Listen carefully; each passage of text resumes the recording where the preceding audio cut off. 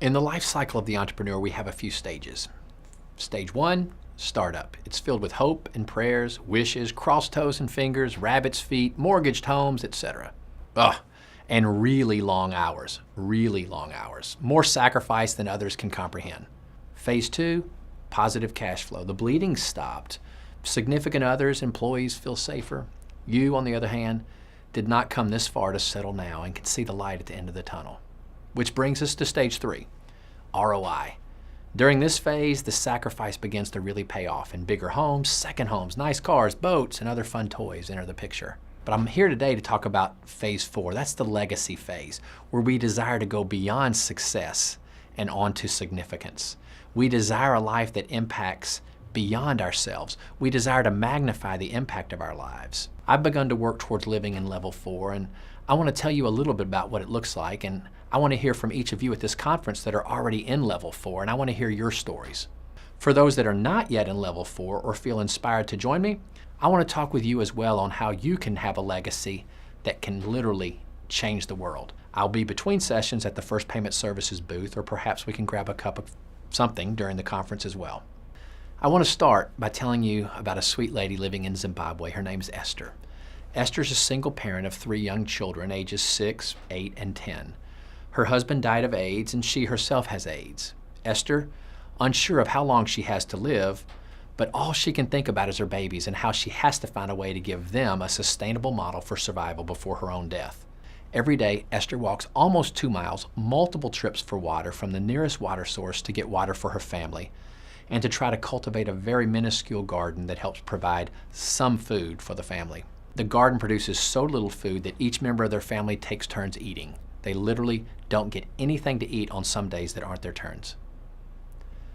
Thanks to AIDS education, she attends a workshop about living with AIDS and learns that physical exertion shortens her unknown life expectancy, and her multiple treks to the river each day that are necessary for her family's survival also reduce her life expectancy. That's where a program that works like EO in the third world, working with the working poor, comes into play. Esther, for a $35 loan, was able to get a milk cow, and now for the first time, Esther and her children have something to eat every day. They trade milk in the village for cheese and other food stuff as well, and they sell extra milk in the marketplace to the point to where she's making $2 a week. Within 6 months, she's paid back the loan. She uses the extra cash flow to dig a well on her land, figuring water's in every surrounding village, it must be in hers as well. Sure enough, this budding entrepreneur takes the risk and strikes gold with a water well. She no longer has to physically exert herself to provide for her family, carrying heavy water jugs back and forth through the day, and in fact, uses the water to irrigate her land and was able to irrigate so much land, she needed to hire other villagers to help her farm and sell food and milk in the neighboring villages. Her children even are learning how to farm as well, with renewed hope that they'll have a sustainable future, thanks to the entrepreneur inside her. I work with a program called Fuel of Fire. Our belief is that everybody is born with a spark inside of them, and that spark is either quenched or ignited. And we want to be a part of igniting sparks in the poorest, most desperate places on earth. Currently, we're in Haiti, Zimbabwe, Ghana, and Kenya.